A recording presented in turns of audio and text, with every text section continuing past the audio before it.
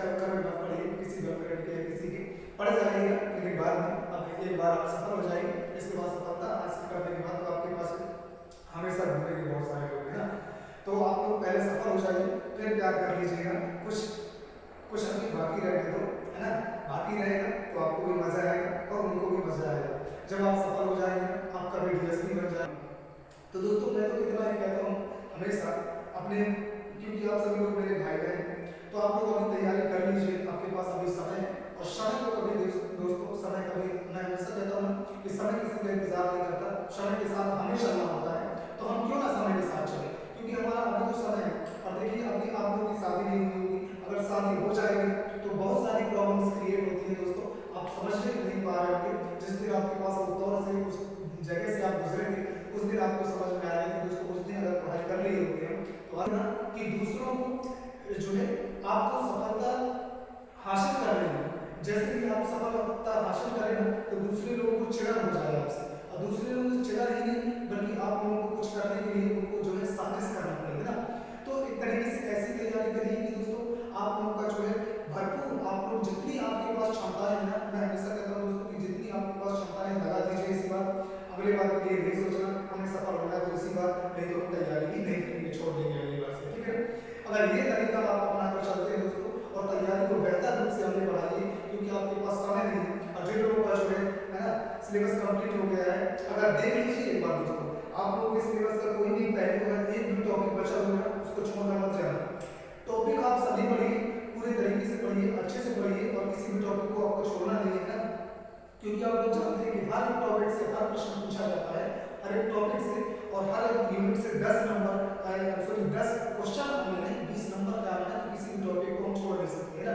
और अगर आप लोगों को टॉप करना है, अच्छे अंक लाना है, अच्छे रैंक से आप लोगों को पास होना है, प्रीलिम्स अगर आप अच्छे से क्वालिफाई कर जाते हैं, दोस्तों एक बात मैं बता देना चाहता हूँ, अगर आप अच्छे से प्रीलिम्स को क्वालिफाई कर जाते हैं, अच्छा पूरे सिलेबस को पास पढ़कर, तो आप लोगों को केवल और केवल 40 से 50% का जो है काट लगाना पड़ेगा एमपीएससी मेंस के लिए, और इंटरव्यू के लिए तो ज़्यादा से ज़्यादा आपको तैयारी करने की जरूरत नहीं है, वो तो आगे चलकर देखा जाएगा क्या होता है। तो बस मैं इतना ही कहूँगा कि अगर आप एमपीएससी प्रीलिम्स को 100% लगाकर जाते हैं और अगर आप क्वालिफाई कर जाते हैं तो मेंस में आप लोगों को बिल्कुल तकलीफ नहीं होने वाली दोस्तों, क्योंकि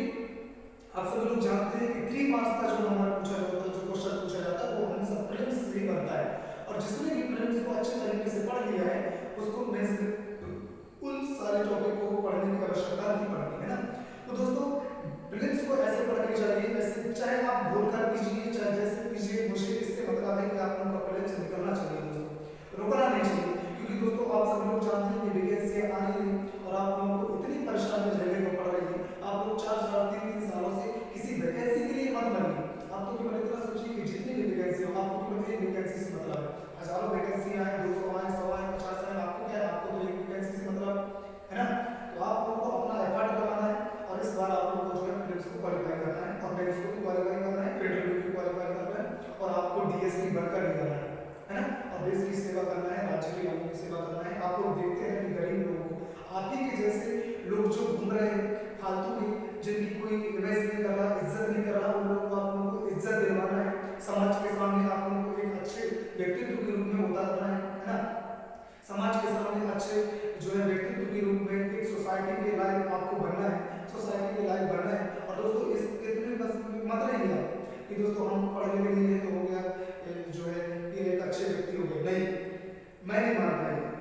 आप पढ़ लिख लिए, जब तक आपको जॉब नहीं मिल जाती ना, गवर्नमेंट जॉब नहीं मिल जाती, मैं प्राइवेट जॉब की बात नहीं कर रहा, जब तक आप गवर्नमेंट सेक्टर में आप लोगों को जॉब नहीं मिल जाती तब तक आपको आपका मेरा मानना आता है कि दोस्तों आपने पढ़ाई की थी, अगर आपने पढ़ाई की होती ना तो आपको 100% जो है गवर्नमेंट जॉब होती। इसीलिए गांव के लोगों की जो है नीयत जो है उनकी सोच खराब नहीं है, उनका पढ़ना सही है कि आप लोगों को जब आपके माता पिता आप लोगों की तरह पढ़ा रहे हैं, सब कुछ कर रहे हैं, आप लोगों को भी इतना पैसा यहाँ वहाँ से लाकर एकत्र करके आप लोगों को दे रहे हैं, इंदौर भोपाल में आप लोगों को इतनी पढ़ाई करवा रहे हैं, तो आप लोग क्यों हैं,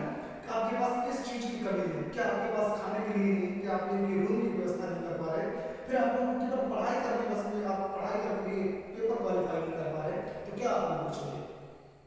बताइए। आप ये बताइए, आप एमएलए बनने के लिए है ना, एमएलए बनने के लिए या किसी भी सांसद का चुनाव लड़ने के लिए, कम से कम आप लोगों को सरपंच का चुनाव लड़ने के लिए कम से कम आप लोगों को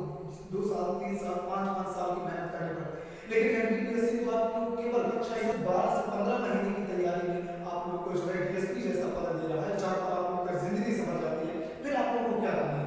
बताइए, फिर आप लोगों को तैयारी करने में क्या है बताइए।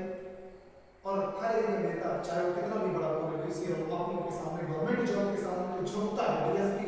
अच्छे अच्छे लोगों को हिला के रख देता है दोस्तों। तो मैं हमेशा कहूँगा, जितने मेरे भाई देख रहे हैं, जितने मेरे भाई बहन देख रहे हैं, सभी लोगों से कहूँगा दोस्तों, आप लोग तैयारी को भरपूर करिए। इस बार चूकना नहीं, अंतिम ये क्षण, यही रात अंतिम, यही रात बाकी, यही दिन अंतिम, यही रात बाकी, बस इसके बाद बाकी नहीं दोस्तों। यही रात अंतिम, यही रात भारी, इसके बाद आप ही की बारी।